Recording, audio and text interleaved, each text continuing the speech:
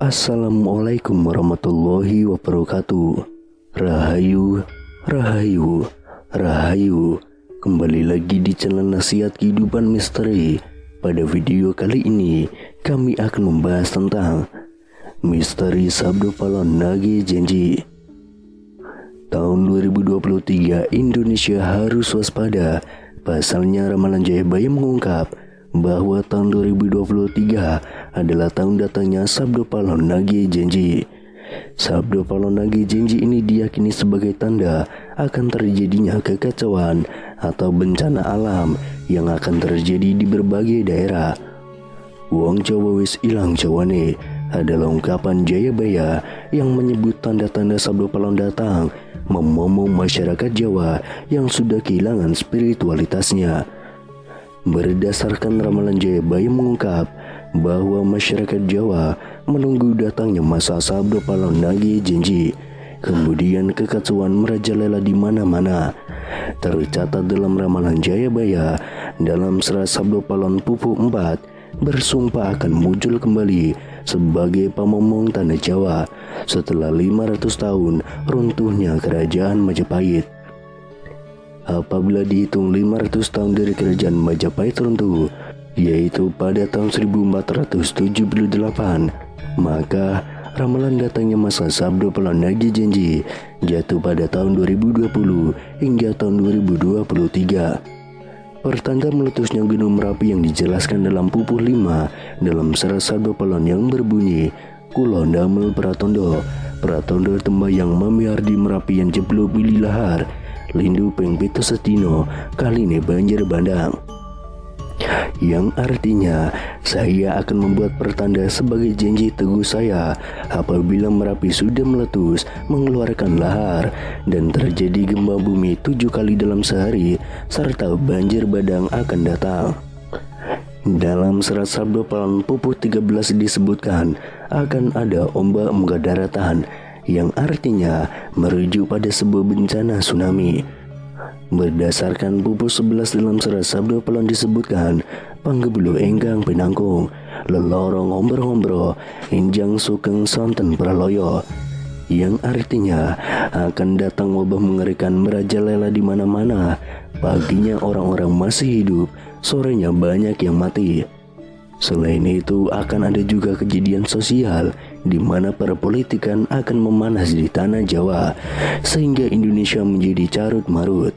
Hal tersebut lantaran adanya egosentrisme dan eksploitasi yang semakin parah. Disebutkan juga oleh Sabdo Palon bahwa moral masyarakat Jawa banyak yang rusak. Dalam ramalan Jangka Jayabaya bahwa masa Sabdo Palon Nage Janji ini akan terus menimbulkan kejadian alam dan sosial yang bakal terjadi secara terus-menerus hingga tahun 2056 berdasarkan hitungan waktu yang sudah diperkirakan. Tidak hanya tentang wilayah Pulau Jawa yang disebutkan oleh Sabdo Palon dalam ramalan Jangka Jayabaya, tapi masa Sabdo Palon meliputi satu Nusantara atau Indonesia. Itu artinya dari Sabang sampai Merauke diramalkan sama-sama akan mengalami kejadian bencana alam dan sosial yang sama. Datangnya rentetan peristiwa tersebut akan terjadi secara beruntun atau silih berganti dan tidak menentu.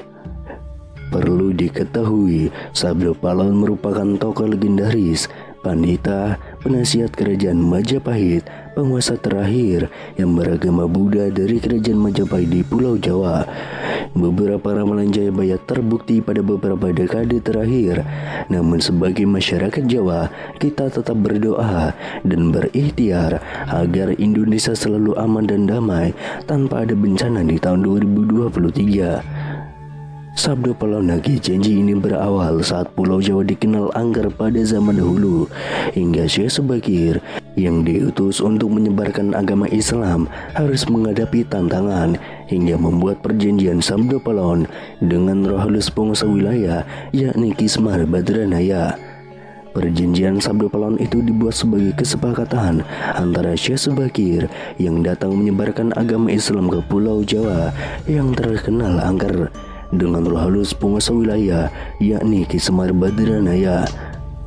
Diceritakan pada masa dahulu, Pulau Jawa terkenal angker yang dikuasai roh halus Ki Semar Badranaya. Kedatangan Syekh Subakir yang diutus oleh Sultan Turki, Sultan Muhammad I untuk syiar agama Islam. Setelah keduanya terlibat pertempuran dan sama-sama kuat, Syekh Subakir dan Ki Semar Badranaya akhirnya membuat kesepakatan melalui sebuah perjanjian yang disebut Sabdo Palon. Namun kedatangan Syekh Subakir dalam melakukan syiar Islam di Pulau Jawa saat itu harus mendapat rintangan hingga harus membuat perjanjian dengan Ki Semar Badranaya sebagai roh halus sebagai danyang atau penguasa wilayah tanah Jawa. Syekh Subakir dikenal sebagai orang yang berhasil menumbali Pulau Jawa yang terkenal angker dan rumit pada dahulu kala. Saat itu Sultan Turki, Sultan Muhammad I mendapatkan petunjuk untuk melakukan penyebaran Islam di Pulau Jawa, sebuah tempat di tanah Jawa yang dalam pengaruh magis begitu kuat. Mulai dari jin hingga setan menghuni setiap sudut tanah Jawa yang saat itu masih berbentuk hutan belantara. Diutuslah rombongan para alim ulama untuk mendatangi Pulau Jawa guna melakukan syiar Islam. Namun alangkah terkejutnya Sultan Muhammad I karena hampir seluruh rombongan tersebut tewas akibat perbuatan para lembut penduduk tanah Jawa yang tidak mau menerima ajaran Islam. Namun petunjuk harus dijalankan sehingga utusan berikutnya dikirim ke Pulau Jawa yang angker itu. Sosok utusan itu terkenal alim, ahli ruqyah, memiliki kemampuan untuk berinteraksi dengan dunia gaib. Bahkan sosok ini memiliki keahlian dalam membabat tanah yang angker. Dialah Syekh Subakir yang memiliki nama asli Syekh Tambu Ali bin Syekh Bakir, berasal dari tanah Persia atau yang sekarang lebih dikenal dengan negara Iran, yang langsung berlayar ke Pulau Jawa atas perintah Sultan Muhammad I. Sesampainya di Pulau Jawa, Syekh Subakir langsung menuju ke Gunung Tidar yang diyakini sebagai titik pusat dari tanah Jawa. Di puncak gunung ini Syekh Subakir memasang tumbal berupa batu hitam yang sudah diraja. Batu tersebut dikenal dengan nama Aji Kala Cakra untuk menetralisir daya magis negatif dari bangsa jin. Selama 3 hari 3 malam, batu tersebut mengeluarkan hawa yang sangat panas hingga para lembut terpaksa menyingkir ke laut selatan Jawa. Kejadian itu kemudian mengusir ketenangan Ki Semar Badranaya, sang danyang tanah Jawa yang selama ribuan tahun khusyuk bertapa. Pertempuran pun akhirnya tidak terhindarkan antara Syekh Subakir dengan Ki Semar Badranaya selama 40 hari 40 malam. Namun selama pertempuran itu keduanya sama-sama kuat, sampai akhirnya Ki Semar Badranaya menawarkan perundingan kepada Syekh Subakir, yang mana menghasilkan sebuah kesepakatan perjanjian yang terkenal dengan sebutan Perjanjian Sabdo Palon.